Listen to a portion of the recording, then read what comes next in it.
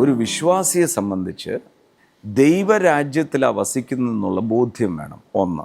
രണ്ട്, ഈ ദൈവരാജ്യം എന്ന് പറയുന്നത് it's totally holy spirit oriented. Holy spirit എൻ്റെ അകത്ത് ഇരിക്കുക. എന്തിനാ? നടത്താൻ. And he will guide you. ഒരു ഗൈഡ് ഉണ്ടെങ്കിൽ എന്ത് എളുപ്പമായിരുന്നു. അതുപോലെ തന്നെ ആ വിശ്വാസ ജീവിതത്തിൽ ഒരു ഗൈഡാണ് ഹോളി സ്പിരിറ്റ്, ദൈവവുമാണ്.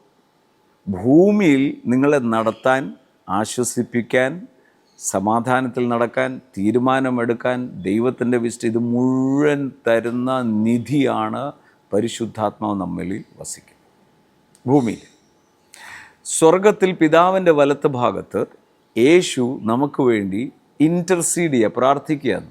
എന്ന് പറഞ്ഞാൽ സ്വർഗത്തിലും ഭൂമിയിലും ദൈവം തന്നെ നമുക്ക് വേണ്ടി പേഴ്സണലി നിൽക്കുക എന്ന് പറയുമ്പം ധൈര്യത്തോടെ നമുക്ക് പറയാൻ മേലെ, ദൈവം എനിക്ക് അനുകൂലമെങ്കിൽ പ്രതികൂലം ആര്? ഭൂമിയിലും സ്വർഗത്തിലും ദൈവം നമ്മളെ കണക്ട് ചെയ്ത് വെച്ചിരിക്കും.